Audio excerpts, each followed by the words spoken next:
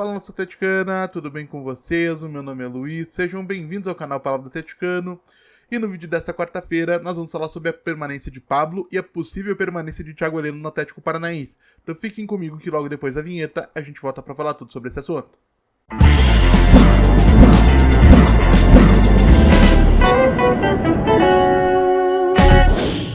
Então vamos lá para o tema do vídeo de hoje, pessoal, mas não sem antes fazer uma pausa para desejar Feliz Natal para todos que acompanham o canal Palavra do Atleticano. Espero que vocês tenham passado esse feriado com as pessoas que são importantes para vocês, que tenha havido aí bastante alegria, bastante felicidade, bastante paz, e que 2025 traga momentos melhores para todos nós enquanto torcedores do Atlético Paranaense.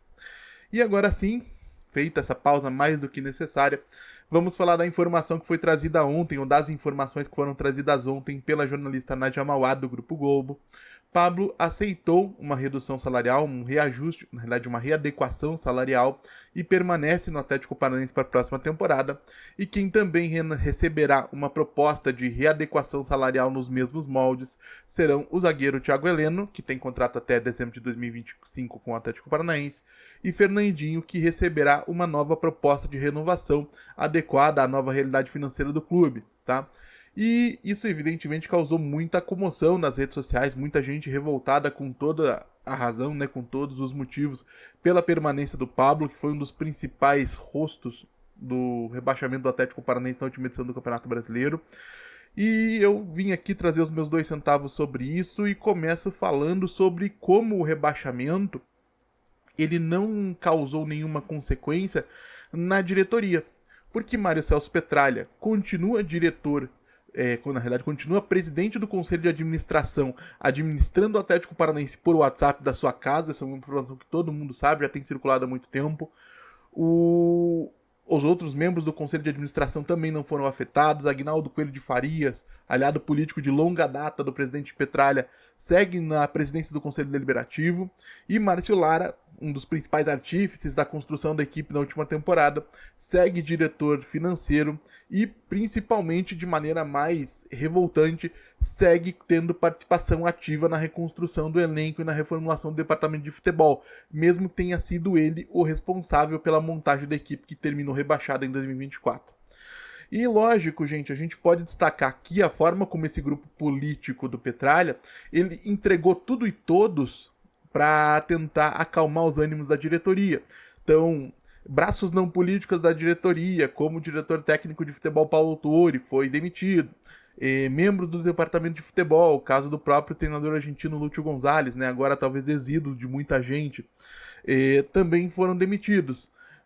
Mas a diretoria em si não sofreu consequência nenhuma. Todos eles permanecem ocupando os mesmos cargos, a diretoria eleita, a diretoria política do Atlético, e o máximo que ocorreu é um aumento da pressão, para a qual eles aparentemente não se importam nem um pouco. Todas ou a maior parte das vontades dos torcedores têm sido sumariamente ignoradas, mesmo depois de tudo que a gente viu em 2024. Tá? Mas uma questão que eu gostaria de levantar também, e o elenco? De que maneira foi atingido pelo rebaixamento? A gente sabe, logicamente, que jogadores que representam a maior parte da reserva técnica do elenco vão acabar sendo negociados, como é o caso do Lucas Esquivel, do Tomás Coelho, do Agustín Canóbio, enfim, de uma série de outros jogadores que têm mercado e vão acabar deixando o clube em razão disso. Outro jogador que deve deixar o clube, o Gonzalo Mastriani, faz parte de uma segunda leva de jogadores que tem mercado, mas talvez poderiam permanecer, só que o Atlético prefere se livrar deles por conta aí de altos salários, né, nessa questão da readequação financeira do clube, alguma coisa que é um discurso que já falei aqui no canal em outras ocasiões, não me cai muito bem, mas eu vou aguardar a divulgação do balanço financeiro ali por abril, maio, antes de dar um parecer um pouco mais concreto e mais assertivo sobre esse tema. E até aí, gente, tudo bem, vai. É natural que o elenco passe por uma certa transformação nesse novo cenário. Mas e as lideranças? A gente vai falar de jogadores que estão no clube há mais tempo, que passaram no clube mais de uma ocasião. O Maddson teve o contrato renovado recentemente por mais 30 dias para poder terminar o seu tratamento, mas na sequência deve seguir carreira em outro clube.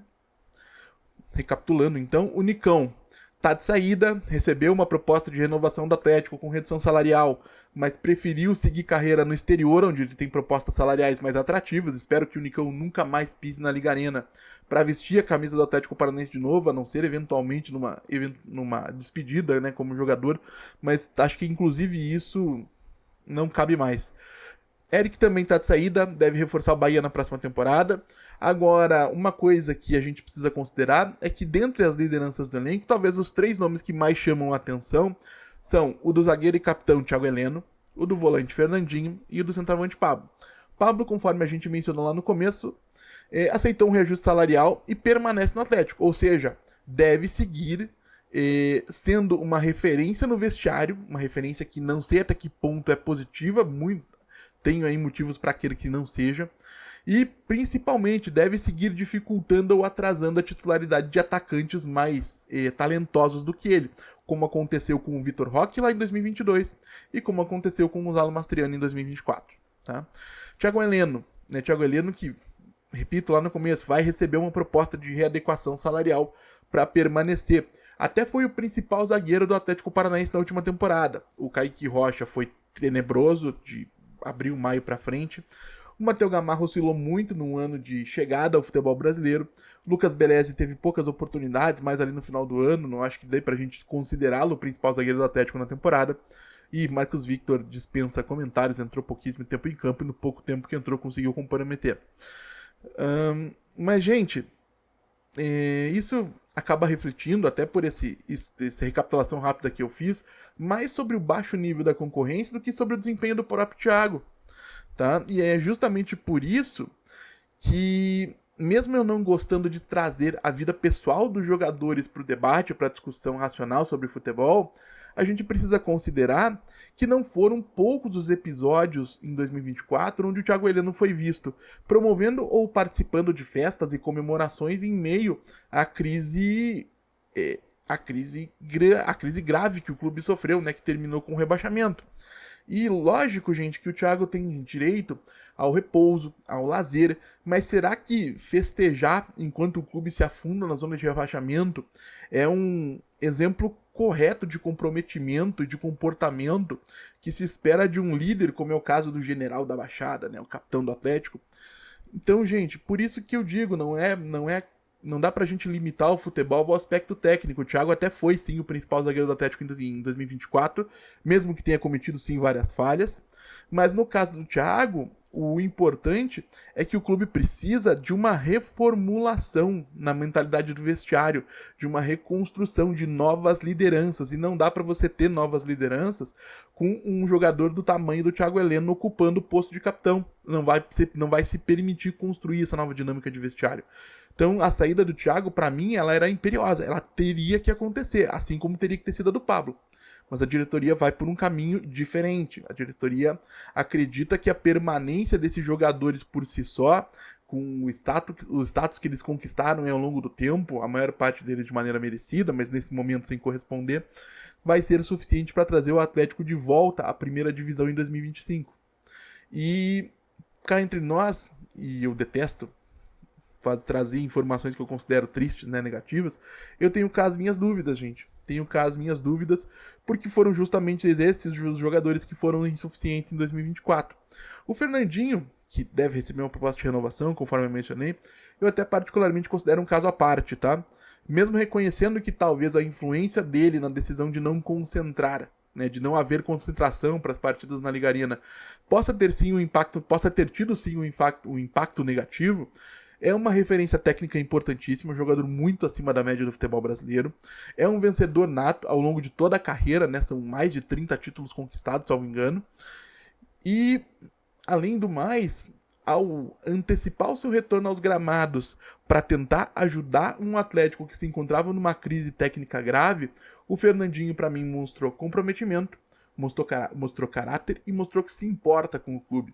E é justamente esse tripé de elementos que eu considero fundamental. E é justamente por isso que, no caso específico do Fernandinho, até porque, pelo que se sabe, não existe a melhor das relações entre o Fernandinho e esse grupo de líderes antigos, eu permaneceria com o Fernandinho para 2025. E mais, eu construiria as novas lideranças do vestiário buscando espelhar e ter como referência as melhores qualidades do Fernandinho, porque se isso acontecer, o Atlético entra num caminho muito mais positivo em termos de liderança, em termos de comportamento, em termos de comprometimento, tá? Mas repito, não é isso que a diretoria vai fazer, e isso é uma coisa que me preocupa muito, tá?